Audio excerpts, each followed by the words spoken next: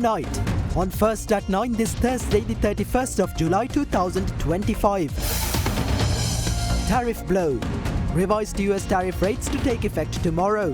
Sri Lanka's negotiations to reduce tariffs have not yet been successful, says the Minister of Industry. Revoking entitlements. President's Entitlements Repeal Bill to revoke special privileges extended to former presidents and their spouses gazetted. Military cooperation. China is committed to developing military-to-military ties with countries, advocating for a region characterized by comprehensive cooperation and sustainable security, says Chinese envoy. Inflation. Sri Lanka's Colombo Consumer Price Index-based inflation increases to minus 0.3% in July. Men, this is Derana First at 9, live from Studio 24 in Colombo. Good evening and welcome. You're joining First at 9, brought to you by Sri Lanka's most trusted news source, Derana. I'm Thanidu Mahendra, joining you live with the latest in Sri Lanka and from around the world. In your top story this evening, the revised reciprocal tariff rates imposed by the United States under President Donald Trump's administration are set to take effect starting tomorrow. Sri Lanka, which previously negotiated a reduction in tariffs from 44 to 30%, is continuing discussions in an effort to secure further reductions.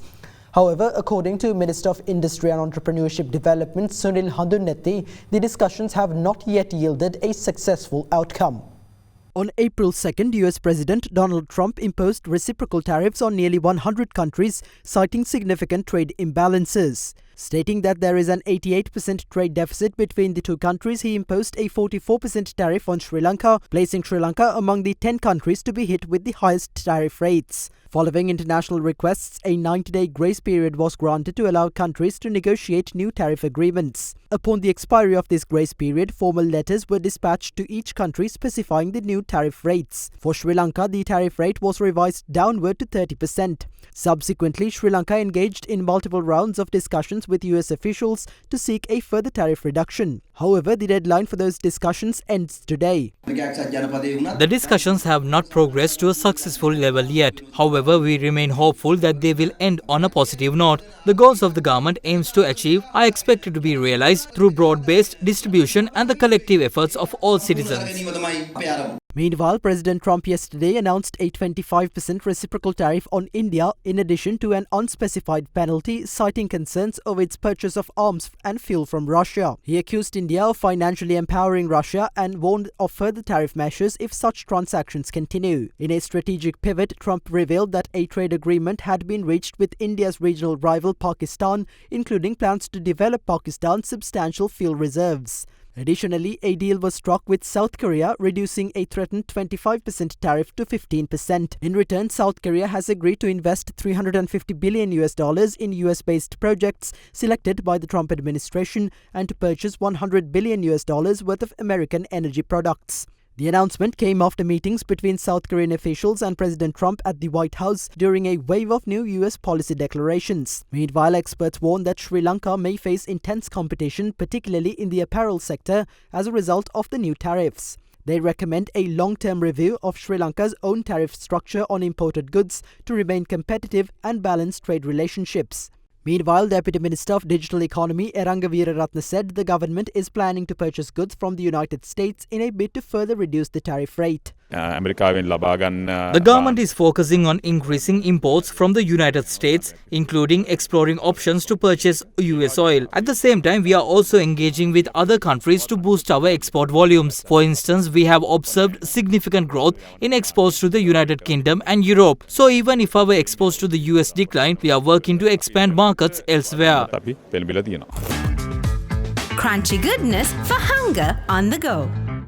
Yadia, ලොව වැඩියෙන්ම අලෙවි වන electric ස්කූටරය Abans auto වෙතින්.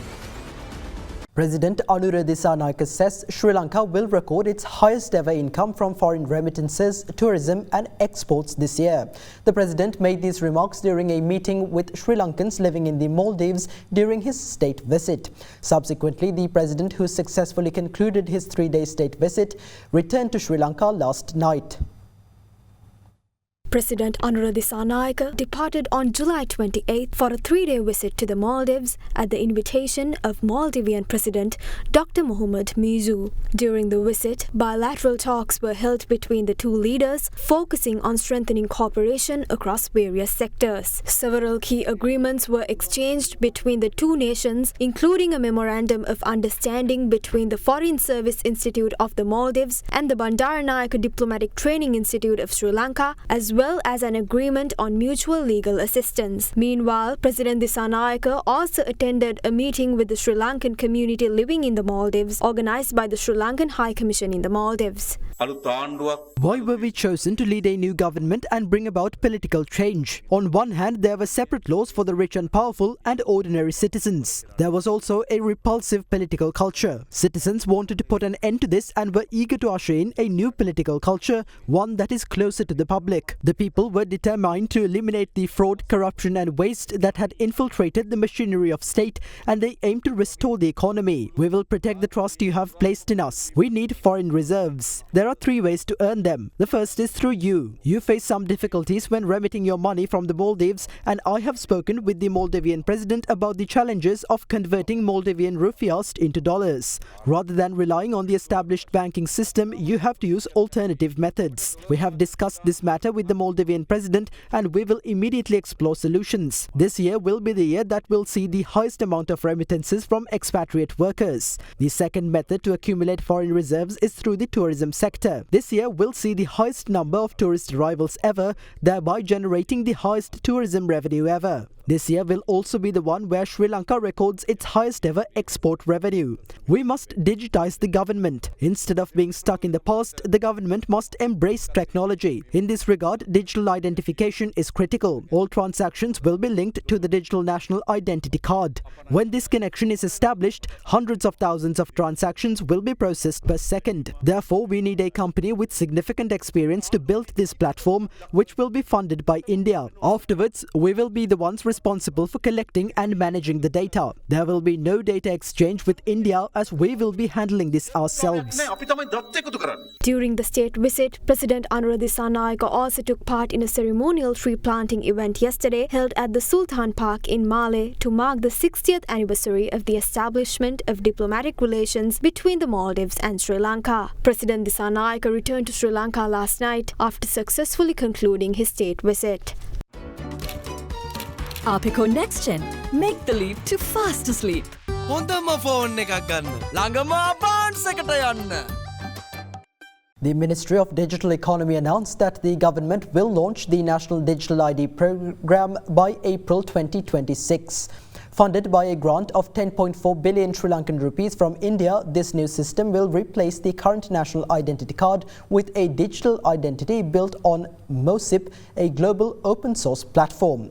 The ministry said the system will be managed locally with trained Sri Lankan IT professionals, ensuring full ownership, and that all personal data will be encrypted to guarantee maximum privacy. Furthermore, citizens will be able to access their digital ID via a mobile application named e-Locker. Importantly, the ministry clarified that following the launch of the digital ID, the existing NIC cards will remain valid for up to 5 years, ensuring a smooth transition. The President's Entitlements Repeal Bill, which was drafted to revoke special privileges extended to former presidents and their spouses, was gazetted today. As per the Gazette, any residences, monthly allowances, monthly secretarial allowances, official transport and such other facilities paid to a former president or widows of former presidents will be discontinued. Monthly pensions paid to widows of former presidents will also no longer be paid. Earlier this month, the Cabinet of Ministers granted approval to the proposal to gazette and present to Parliament the draft bill formulated to amend the President's Entitlement Act No. 4 of 1996. Last month, the Cabinet granted approval to draft legislation aimed at repealing the President's Entitlement Act No. 4 of 1996 and the Parliamentary Pensions Law No. 1 of 1977, effectively ending special privileges extended to former presidents, their widows and former MPs. Chinese ambassador to Sri Lanka, Chi Zhenhong, says China is committed to developing military-to-military ties with countries advocating for a region characterized by comprehensive cooperation and sustainable security. He made this remark during the 98th anniversary celebration of the founding of the Chinese People's Liberation Army. The 98th anniversary of the founding of the Chinese People's Liberation Army was held in Colombo yesterday under the patronage of Chinese Ambassador to Sri Lanka, Chi Zhenhong, and the Deputy Minister of Defence, Aruna Jayasekara. The event was attended by former Presidents Chandrika Bandaranaike Kumaratunga and Maithripala Sirisena, former Speakers of Parliament, the Acting Inspector General of Police, current and former military commanders, several ministers, Member of Parliament Dilip Jayawira, and other distinguished guests. Advocated the vision of a common, comprehensive, cooperative, and sustainable security, stressed that China insists on developing a military-to-military ties that is not based on alliance, not confrontational, and not targeting any third country, and promoted the establishment of just and effective connective security mechanism and military confidence building mechanism. China actively participates in international peacekeeping, anti-piracy escort, and other operations, demonstrating its responsibility as a major country. History and reality have and will continue to prove that the stronger and more developed the China is, the more peaceful and prosperous the world will be. The Chinese and Sri Lankan militaries have always been important forces in maintaining and promoting the sovereignty, security, development interests, and traditional friendship of our two countries. China will, as always, work with Sri Lanka to strengthen strategic mutual trust and continue to support each other on issues bearing on our respective core interests and major concerns. The relationship between Sri Lanka and China is founded not just on diplomatic ties.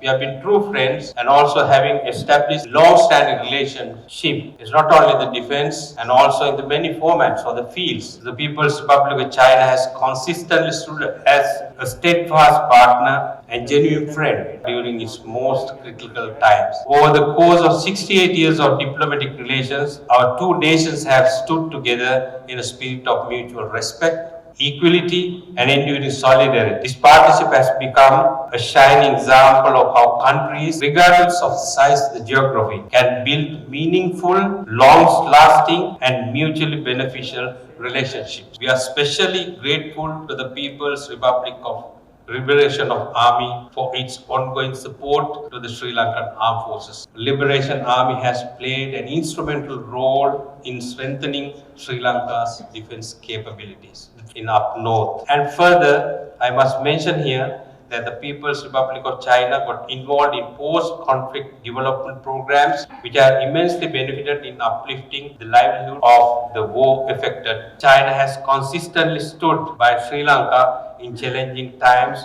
on the international stage, offering support and friendship when we needed it most. For this, we remain deeply appreciative. The third Japan-Sri Lanka policy dialogue was held yesterday in Colombo at the Ministry of Foreign Affairs. The dialogue served as a constructive platform for the two countries to exchange views on foreign policy matters and a wide range of bilateral issues, paving the way for enhanced cooperation. Discussions focused on strengthening economic cooperation with particular emphasis on shared interests in trade and investment. Sri Lanka briefed the Japanese side on the country's current economic situation and ongoing efforts towards debt sustainability, while conveying deep appreciation for Japan's significant role as the co-chair of the Official Creditor Committee. The value of Japanese official development assistance and its substantial contribution to Sri Lanka's socio-economic development was underscored, and key issues related to labour migration, exploring pathways for sustainable and mutually beneficial migration frameworks were also discussed. Opposition leader Sajith Premadasa accuses the government of attempting to politicise youth associations. He made this claim during a meeting with representatives of youth associations today. As a part of the Citizens' Voice initiative, representatives of youth associations met with opposition leader Sajith Premadasa today to discuss issues in the youth services sector. JVP representatives are politicizing the non-partisan Youth Services Council and youth associations and turning them into a permanent wing of the JVP. The Youth Services Council and youth associations were established to operate in a non-partisan manner. Today, that mandate has been completely abandoned. Shamefully, even rural civil security councils have been politicized. I want the public not to be surprised when all grassroots organizations become politicized in future. The JVP has sworn to establish power over all such organizations. We will most certainly defeat those attempts. We will take all possible democratic measures to defeat their efforts. Deputy Minister of Provincial Councils and Local Government Ruwan Senarath, who was met with a protest at the Hambantota District Youth Association Forum, accuses the SLPP of organising the protest. With that, here's more thoughts shared in the political arena regarding the government's alleged politicisation of youth associations. The Hambantota District Youth Association Forum was held yesterday, during which a group of participants objected to the attendance of Deputy Minister of Provincial Councils and Local Government, Ruwan Senarath. I requested some photos and videos of the protest to see the participants. This was not a protest organised by the youth, but the SLPP. It is good that they were dispersed like that. This Youth Service Council was like an unliberated area. Therefore, I am grateful that a plan has already been launched to remove the negative elements out of this council. They go to events now and get hollered at by the youth. This is the NPP's new politics. What they attempted to do here is to pump the JVP's theory of 5 classes to rural areas through youth association. We would like to tell the NPP government that these politics are not suitable for this country. Wasn't there a politicization of those associations previously? Those members of the SLFP and the UNP are the ones who embark on a journey with us. Such individuals are the ones who joined newly established youth or women associations. There is no political connection. If anyone is efficient and honest and have the urge to join, they can join us. Different political parties have indirectly used youth associations to fulfill their political agendas. The NPP government came into power saying they would institute a system change. However, now they are shamelessly and openly doing they were doing in secret for many years. That's why there is resistance from the youth, which wasn't there before.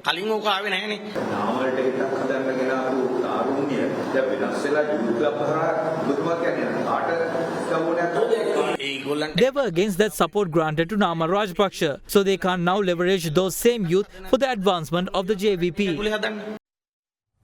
Rochelle Abegunawardena, the daughter of parliamentarian Rohitha Abegunawardena, who was arrested yesterday, was granted bail by the Matugama Magistrates Court today.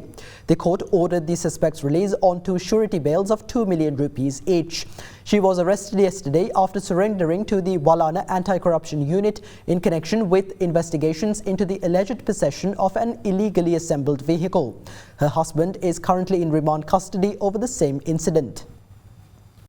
The Government of India has released the first installment of funding amounting to approximately $2.5 million for the installation of an advanced signalling and telecommunication system along Sri Lanka's Maho-Anuradhapura railway line. The project was jointly launched by the Prime Minister of India and the President of Sri Lanka during the Indian Prime Minister's high-level visit to Sri Lanka in April 2025. Originally planned as a line of credit project costing $14.89 million, it was later converted into a full grant by the Indian government during the Sri Lankan President's state visit to India in December 2024. The project is being implemented by Ircon International Limited, an Indian public sector undertaking. The new signalling system is part of broader Indian-supported upgrades to Sri Lanka's northern railway line.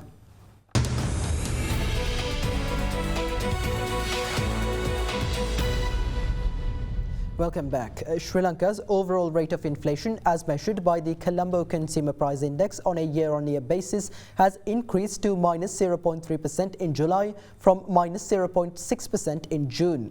According to the latest data released by the Department of Census and Statistics, the CCPI for all items for the month of July was 194.1, a decrease of 0.4 index points compared to June. The year-on-year inflation of the food group decreased from 1.5% decreased to 1.5% in July from 4.3% in June. And the year-on-year inflation of the non-food group increased to -1.2% from -2.8%. For the month of July 2025, on a year-on-year basis, the contribution to inflation from food commodities was 0.49%, while the contribution of non-food items was -0.82%. Sri Lanka's external sector remained robust in the first half of 2025, recording a current account surplus despite the widening of the merchandise trade deficit. The gains were primarily driven by increased inflows from merchandise exports, tourism income and worker remittances. According to the latest report by the Central Bank of Sri Lanka, earnings from merchandise exports amounted to $1.1 billion in June 2025. However, expenditure on imports rose to $1.7 billion for the same month, driven partly by a significant increase in vehicle imports, which reached $163 million in June alone, contributing to a cumulative $475 million for the first half of the year. Total imports from January to June stood at $9.8 billion, highlighting a widening trade deficit. Meanwhile, tourism earnings saw a strong recovery, with $170 million earned in June, bringing total tourism income for the first half of the year to $1.7 billion, a 10% increase compared to the same period last year. Worker remittances made the largest contribution to the current account surplus, with total inflows of $3.7 billion during January to June, marking an 18.9% year-on-year increase. Gross official reserves stood at $6.1 billion by the end of June 2025. Meanwhile, as of July 2025, the year-to-date depreciation of the Sri Lankan rupee against the US dollar was 3.2%. The Colombo Bourse closed in positive territory today as a result of price gains in counters such as Haley's, DFCC Bank and Brown's Investments. The all share price index gained 0.39% to close at 19,642.48, while the more liquid S&P Sri Lanka 20 lost 0.18% to close at 5,762.17. Market turnover crossed 5.6 billion rupees. Foreign participation in market activity remained at subdued levels, with foreign investors closing as net sellers, offloading shares worth 295 million rupees.